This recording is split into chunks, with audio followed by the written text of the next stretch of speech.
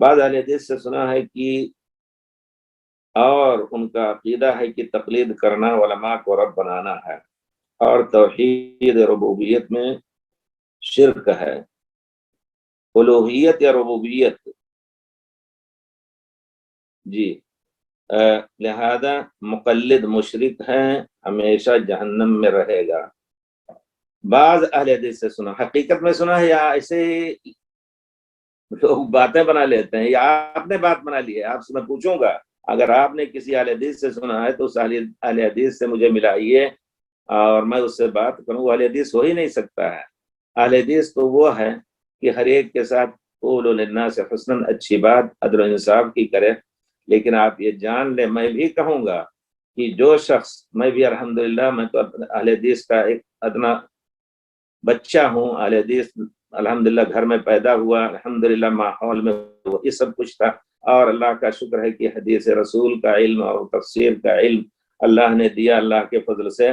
اس کی روشنی میں میں کہوں گا کہ اگر کوئی شخص اللہ کی حرام کردہ چیز کو کسی کے کہنے پر حلال کر رہا ہے تو اللہ کا شریک اس کو کر رہا ہے، اس کو اللہ کا شریک بنا رہا ہے، وہ مشرک ہوا بے شک، کیونکہ اللہ تعالیٰ فرماتے ہیں شرع لکم من الدین ما وصى به نوحا، شرع لکم سورہ یونس کی آیت ہے یا سورہ شورى کی آیت ہے، کہاں کی ہے؟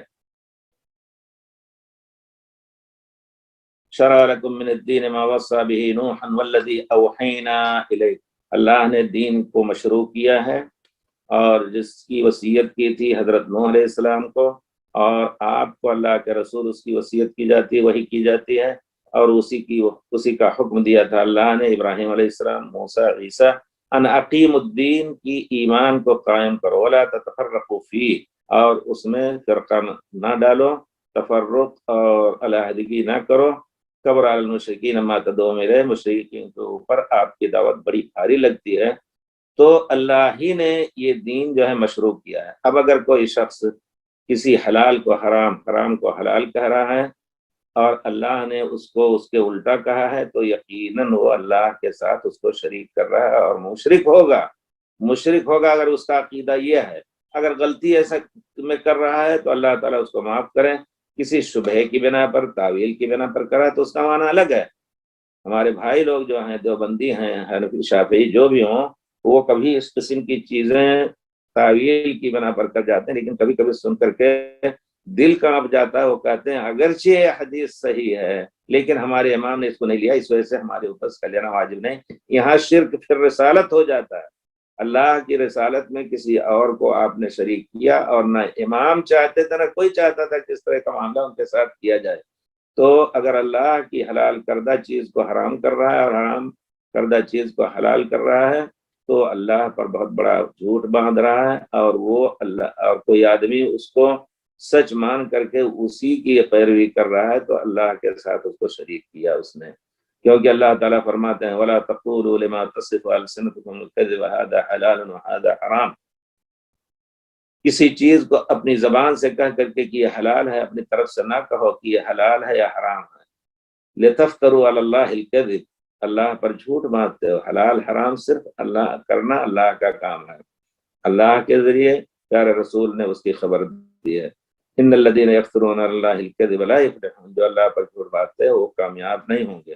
تو اس وجہ سے اب اگر کوئی کہتا ہے کہ تمام مقلد، ہر قسم کے مقلد کافر ہے، تو غلط ہے۔ میں کہوں گا غلط ہے، کافر کہنا غلط ہے، لیکن ہم کہیں گے کہ غلطی پر ہیں۔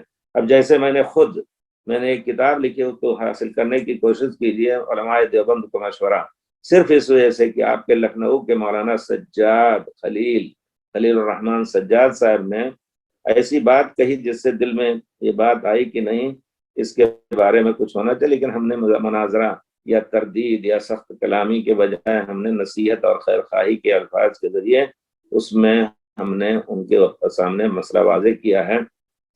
کہتے ہیں یہ غیر مقلدیت، اس کو مٹانا ہے، اور یہ جامعہ اسلامیہ اس کو پھیلا رہی ہے، سعودی عرب اس کو سہ دے رہی ہے، یہ سب چیزیں جو ہیں انہوں نے کہی ہیں۔ تو ہم نے کہا کہ بھائی کیا غیر مقلدیت جرم ہے؟ غیر مقلدیت تو اتباع سنت کا نام ہے، آپ اتباع سنت پر حملہ کر رہے ہیں، آپ کے اس قول کی چوٹ اور ضرب لگ رہی ہے प्यारे रसूल पर, अल्लाह के ऊपर, प्यारे रसूल के ऊपर, सहाबा किराम जिन्होंने वो समझा कि अल्लाह अर्श पर है और आप कहते हैं कि नहीं अल्लाह अर्श पर नहीं है। बहरहाल इसको उसको पढ़िए, आप किताब अगर मिल सके हो तो इंशाल्लाह उसको पढ़िए। तो अगर कोई अहले हदीस या अकीदा रखता है कि तकलीद करने वाले तमाम उलमा ये मुशरिक है, नहीं नहीं, ये चीज़ इंसाफ की नहीं है। अगर वो किसी की तकलीद में ऐसी बात कर रहे हैं और वो उलमा उनको इसी तरह का समझा रहे हैं, मसाइल कभी ऐसे होते हैं कि लफ्ज़ हदीस या लफ्ज़ आयत से दो मसले निकलते हैं, तो उसमें इख्तिलाफ की बात है ही नहीं, दोनों जायज़ होंगे। लेकिन जहाँ वाज़ेह तौर पर सही हदीस हों, प्यारे रसूल अल्लाह के कलाम के का माना वाज़ेह हो, अगर कोई उसके खिलाफ कर रहा है तो यकीनन उसको मुशरिक फिल इबादत कहा जाएगा, अल्लाह की इबादत में उसको शरीक कर रहा है या प्यारे रसूल के मनसब में उसको शरीक कर रहा है। मुशरिक फिर रिसाला इब्न क़य्यिम ने खुद ये बात कही है इलामुल मुवक्किन के अंदर। तो कहने का मतलब बाद हदीस से सुना है कि और उनका अकीदा की तकलीफ करना उलमा को रब बनाना है। जी हाँ, अगर आप उनकी बात हलाल और तहलील और तहरीम में, तो प्यारे रसूल ने वो हदीस आपने सुनी होगी, अदी इब्न हातिम बैठे हुए प्यारे रसूल के पास आए इस्लाम लाने, तो आप ये आयत पढ़ रहे थे, इत्तखज़ू अहबारहुम व रुहबानहुम अरबाबा मिन दुनिल्लाह, इन्होंने यहूद और नसारा ने अपने उलमा और पादरियों को अल्लाह के अलावा रब बना लिया। सुनिए लफ्ज़ अरबाबा मिन दुनिल्लाह। तो उन्होंने कहा कि नहीं, हम तो उनको रब नहीं बनाते थे। तो प्यारे रसूल ने फरमाया, क्या ये बात नहीं है कि जिस चीज को वो हलाल कह दे अगरचे हराम हो तो तुम हलाल समझते थे? कहाँ ये बात है? और जिस चीज को वो हराम कर दें हालांकि अल्लाह ने उसको हलाल किया है तो फिर तुम लोग उसको हराम समझते? कहा ये बात है? कहा, तो आपने फरमाया यही इबादत है कि अल्लाह के दीन में किसी और को दखल दिया जाए। बहरहाल मसला वाज़ेह है, जो समझना चाहे, जो नहीं समझना चाहता है हम उनको डराते हैं अल्लाह से कि क़यामत के दिन खड़े होकर के हमें सिर्फ अल्लाह और रसूल के बारे में पूछा जाएगा, किसी इमाम के प्यार बारे में पूछा नहीं जाएगा। तो हर एक को हमारी ये दावत खाही की दावत है कि हर एक सही मसले को तलाश करके और फिर उस पर जिंदगी सही अकीदा पहले सही कीजिए, किताब सुन्नत और सहाबा और अइम्मा के तरीके पर, फिर अपने अमल को की भी इस्लाह हो। इसी तरह अल्लाह से डरे। आजकल जो हालात हैं, न जवान है, हर वक्त जवान हो बूढ़ा हो किसी वक्त भी हो, मौत के घाट उतर सकता है। देखिए 2-4 दिन के अंदर कितने लोग चले गए। तो हमें डर करके तौबा इस्तिग़फ़ार करके अज़्म करना चाहिए कि हम इंशाअल्लाह हर उस चीज़ को लेंगे जो किताब और सुन्नत से साबित है। दूसरों को हम काफिर ना कहें जब तक कि उलमा उसके कुफ्र का फतवा ना दें। हम आम बच्चे जो हैं वो जरा सा अदब से गुजारें जिंदगी और फितना ना बने। अल्लाह ताला हम सबको तौफीक दे।